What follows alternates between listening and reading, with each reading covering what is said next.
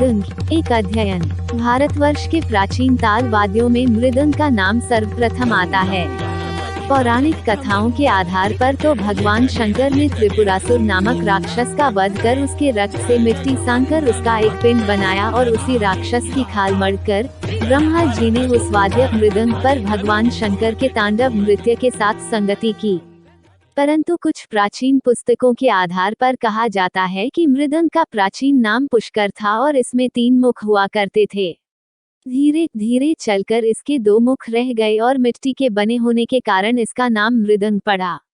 हिंदू धर्म के अनुसार इस वाद्य के देवता नंदिकेश्वर है। मृदंग भारत के प्राचीन काल का अत्यंत प्रचलित वाद्य है, फिर भी इसका क्रमिक इतिहास उपलब्ध नहीं है। थोड़ी थोड़ी चर्चा इधर उधर मिलती है। 13वीं शताब्दी में नारद ने अपने ग्रंथ संगीत मकरंद में भी मृदंग को चर्चा की है। ऐसा प्रतीत होता है कि मुसलमानों के आगमन के बाद संगीत के बहुत से परिवर्तनों के साथ ही मृदंग का नाम भी पखावज में परिवर्तित हुआ हो। कुछ लोग मृदंग और पखावज को 2 भिन्न वाद्य मानते हैं, परंतु इसको 2 न मानकर केवल एक वाद्य के 2 नाम ही मानना उचित है। अनुमान है कि पखावज का जन्म ईसा से कोई 4 वर्षों पूर्व हो चुका था।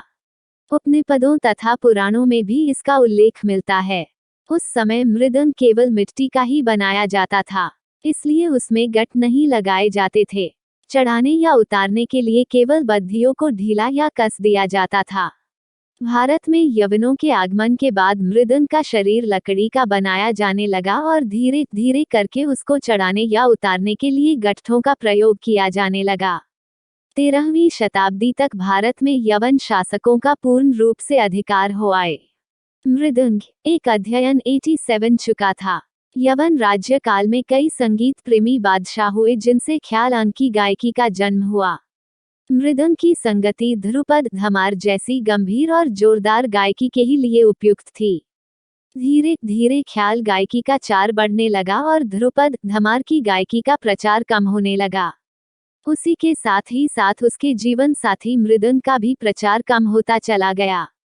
आज तो मुश्किल से कभी ध्रुपद सुनने का अवसर मिलता है और उसके साथ भी पखावज के स्थान पर तबले से ही काम निकाल लिया जाता है। मृदंग के अंग तबले में दाहिना और बायां 2 अलग अलग भाग होते हैं और उनको साथ रखने से तबले की संज्ञा दी जाती है। परंतु उसके विपरीत पखावज का शरीर एक होता है और इसके 2 मुंह होते हैं। एक के मुंह का व्यास 6-7 इंच के लगभग होता है।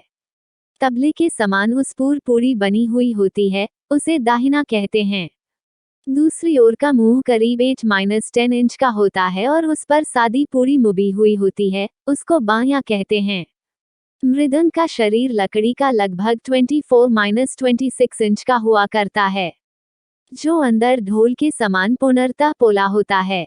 पखावज के लिए विजयसाल या कत्थे की लकड़ी अच्छी मानी जाती है। दाहिने और बाएं की पूरी एक साथ चमड़े की पट्टी से कसी रहती है, जिसे बद्धी कहते हैं। पखावज के करीब बीच में 8 गोल गोले लकड़ी के टुकड़े लगे रहते हैं, जिसे गट कहते हैं। दाहिने और बाएं के पूरी के अंगों के नाम तबले में पूरी के अंगों के नाम के ही समान दाहिने में चांटी, लौ, स्याही, गजरा तथा बाएं में गोठ, मैदान और गजरा होता है। बाएं में केवल अंतर यह होता है कि तबले के बाएं में स्याही स्थायी रूप लगी हुई होती है और पखावज का बायां सादा रहता है और वादन के समय गुथा हुआ जौ या गेहूं का आटा चपका दिया जाता है और वादन के पश्चात चाय का आटा किसी चपटी वस्तु से निकाल दिया जाता है।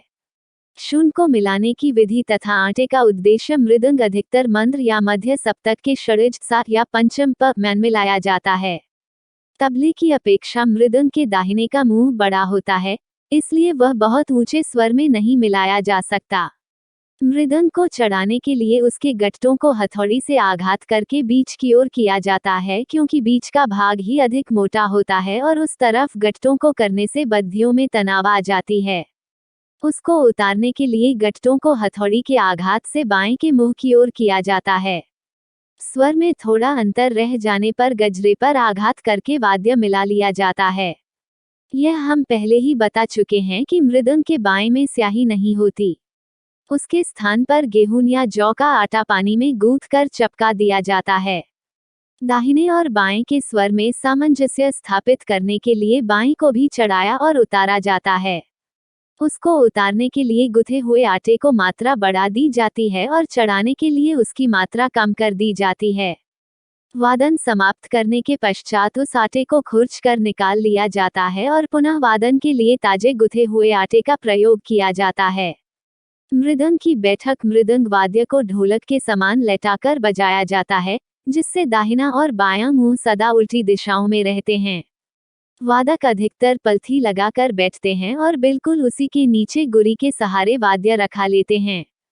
दाहिने का मुंह कुछ ऊंचा होता है। यह जोरदार, गंभीर तथा वजनी वाद होता है, अतः यह पुरुषों के ही बजाने योग्य है। मृदंग के वर्ण मृदंग पर निकलने वाले अक्षरों को पाठ या तबले के समान वर्ण कहते हैं। इसकी संख्या के विषय में एक मत नहीं है। कुछ लोगों ने 16, कुछ लोगों ने 10, कुछ लोगों ने केवल 4 ही वर्ग माने हैं। वर्गों की संख्या 7 मानने वालों की संख्या अधिक है, क्योंकि 16 और 10 वर्गों में कुछ मिश्र वर्ण भी आते हैं, जो शुद्ध वर्णों के संयोग से बनाए जाते हैं। ता, दी, थू, न ये 4 वर्ण बहुत प्राचीन काल में माने जाते थे। मृदंग के 7 वर्ण इस प्रकार हैं। केवल दाहिने पर निकलने वाले वर्ण ता, दी, न, ते और टे। बाएं पर निकलने वाले वर्ण क और घ या ग। इसके अतिरिक्त मृदंग वादन में प्रयोग किए जाने वाले बोल अधिकतर इन्हीं बोलों के मिश्रण से बनते हैं। जैसे दाहिने पर ता और बाएं पर ध, दोनों एक साथ बजाने से धा निकलता है। प्रत्येक वर्ण को निकालने के लिए एक निश्चित स्थान और हाथ की एक निश्चित स्थिति होती है, परंतु व्यावहारिक रूप में हम देखते हैं कि कभी कभी बोल के पढ़ंत और निकास में बहुत अंतर रहता है। आवश्यकता इस बात की है कि मृदंग के वर्णी को निकालने का स्थान वैज्ञानिक ढंग पर निश्चित कर लिया जाए जो सर्वमान्य हो, तभी कौन सा मृदंग के किस स्थान पर निकलता है, इस बात का अंतिम निर्णय हो सकेगा। परंतु क्रियात्मक अध्ययन से ज्ञात होता है कि यह कार्य असंभव नहीं तो बहुत कठिन अवश्य है, क्योंकि एक ही वर्ण भिन्न भिन्न स्थानों पर अपना भिन्न भिन्न अस्तित्व रखते हैं, इसीलिए उसका निकास भी भिन्न भिन्न रीति से होता है। ऐसा ज्ञात होता है कि जिस प्रकार भाषा में पर्यायवाची शब्द होते हैं, उसी प्रकार ही बोल निकालने के लिए भिन्न भिन्न वर्ण प्रयोग किए जाते हैं।